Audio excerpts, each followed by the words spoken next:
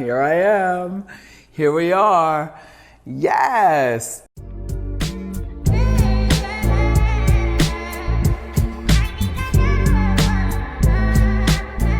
What is up, y'all? It's Houston Jamal, and I'm back with another video. Happy Vlogmas Day 8, y'all. I told y'all not too much be going on in my life for me to vlog every single day, so I told y'all gonna get a video here and there, this and that. Today is a very, very, very, very Pink Friday. Today's a very cute Pink Friday. Today is the day that everybody's been waiting for the past 5 years. Y'all, it feels so surreal that it is out, honestly. The time y'all seen this, I have already listened to it multiple times, and I think I done played it, I think 5 times now, like every song, I think like 5 times. To really get a good feel of it, to really digest it, to really understand what she was talking about. It's a lot you have to look at before you review an album. So if you read that title, you can see that today I'm gonna be doing a review on Pink Friday 2. I just can't believe that I'm saying it, can't believe that it's here on time. Today has been a great day.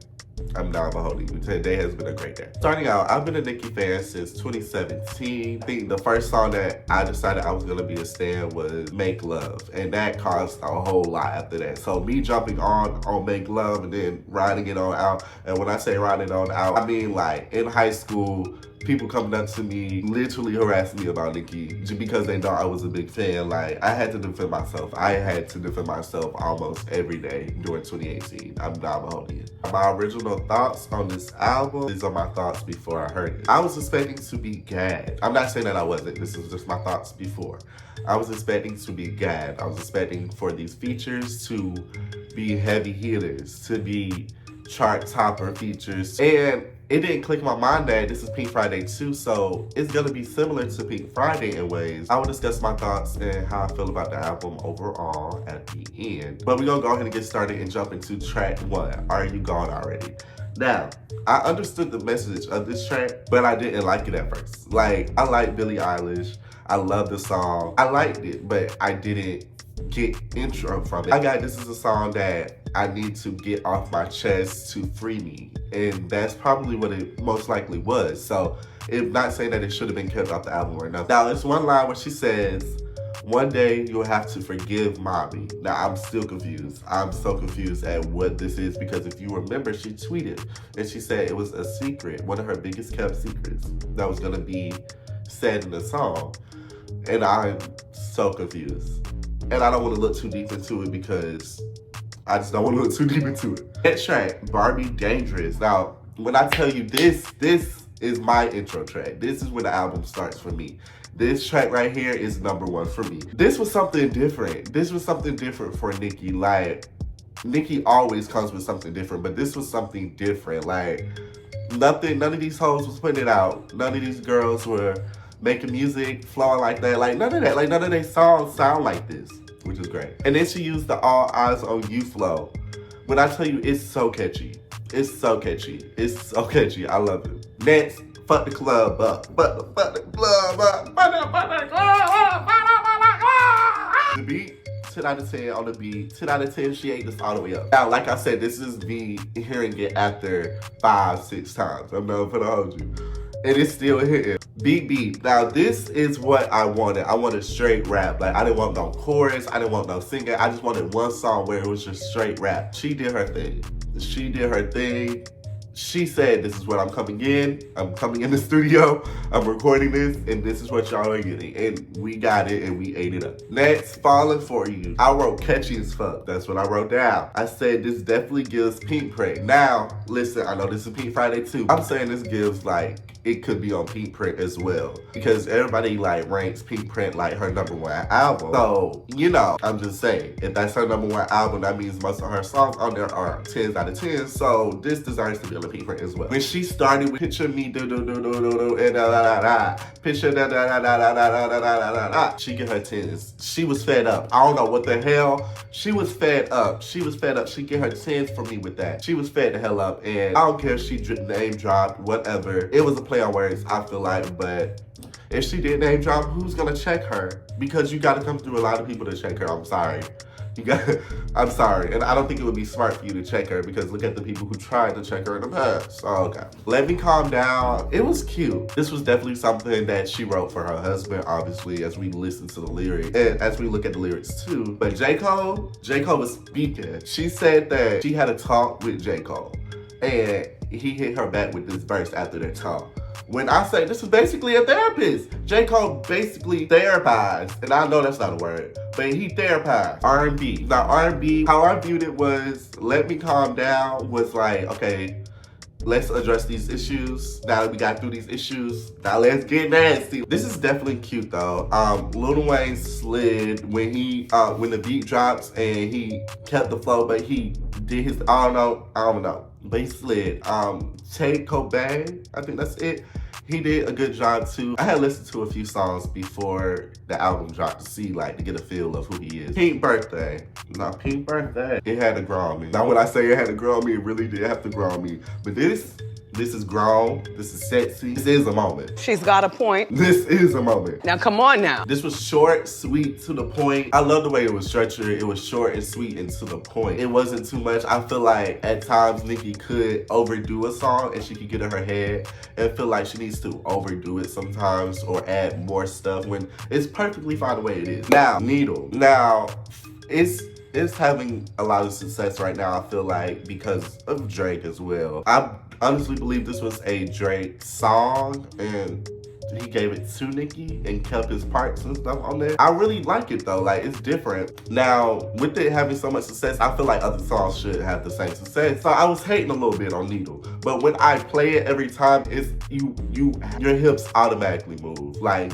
you start whining, you start twisting, dancing, grinding, anything. This is another grown and sexy song. Now, Cowgirl, now this was one of my picks off the album that I said I was gonna claim when the track list came out. Cowgirl, it's fun, it has a fun beat, catchy chorus, Nicki's flow is good, and this gave me like a Bad Part 2 kind of sort of. The feature artist, I do not know how to pronounce her name. She did really good. Like I said, I listened to some of her music as well before the album came out to get a feel, and I like her music. Could it have been left off the album?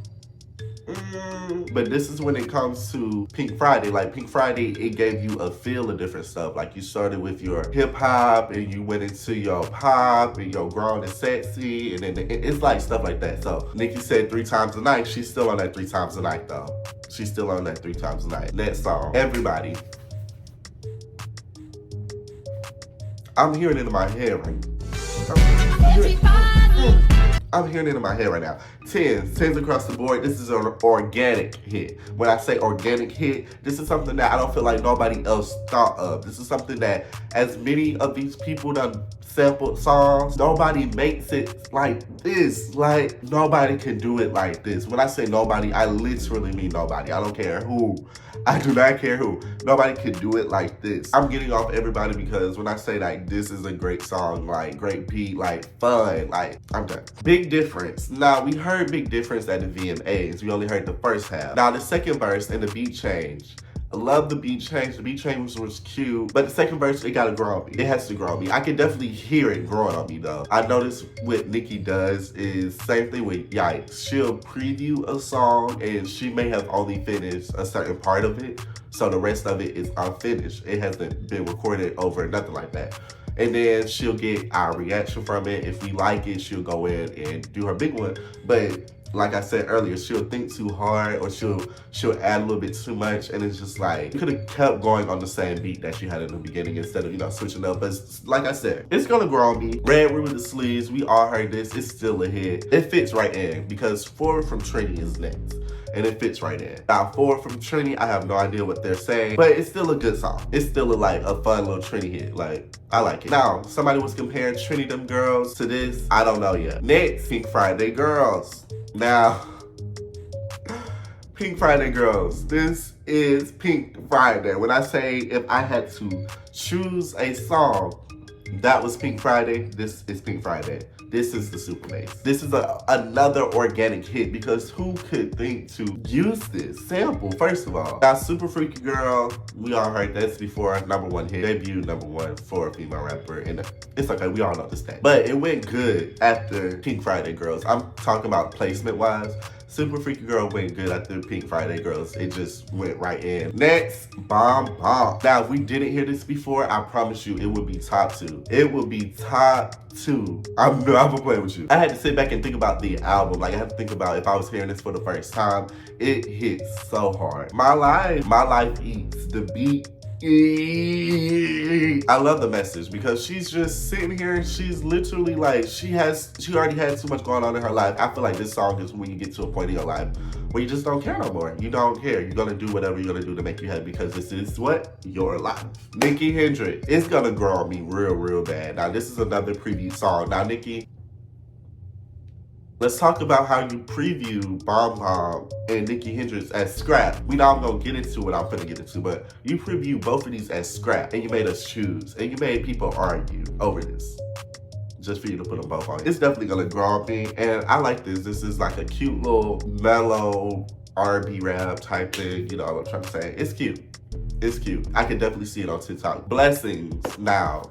Blessings, this probably took a lot of people for surprise because like gospel, what? Versatility, baby, versatility. It fits right in. I'm not gonna lie, like after the Nikki Hendrix, it kind of fits in because it's like I said, it was a mellow and now we're in gospel and yeah, we're gonna keep going. It fits right in and Tasha ate this up. Tasha, you're already one of my favorite gospel artists. You ate this up. And the message was very beautiful. It was very beautiful. Last time I saw you, we all know this one.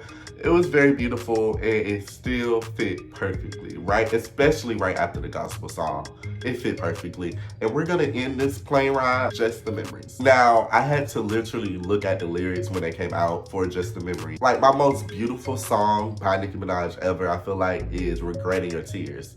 Now, Just the Memories, like the message and then like literally the lyrics, her saying memories don't live like people do. It's just so beautiful. And then in the beginning, I almost cried because like, girl, was this real? Like, I assume it was real. Like you weren't feeling well and you still went out to perform it. It was a lot. Like this was a great way to end it. Overall, what I give Pink Friday 2 is a 9 out of 10. I originally gave it an 8 out of 10, but after listening and then looking at the lyrics since they came out, 9 out of 10. Like, this is a great album. When I say this is a great album, this is a great album. I'm really proud of her. Like, this was so versatile. This is something for everybody. Everybody. She touched a lot of different genres. All I gotta say is, Nikki, Barbs, we're really proud of you. The Barbs are real proud of you. And you deserve all the success you're gonna get from this. Well, that's all for this video. Make sure you give it a big thumbs up, comment below, and I will see y'all next Vlogmas. I don't know when that's gonna be. It might be tomorrow, it might be next week. Hey, we'll see. Remember, respect yourself, know your worth, and go stream Pink Friday 2.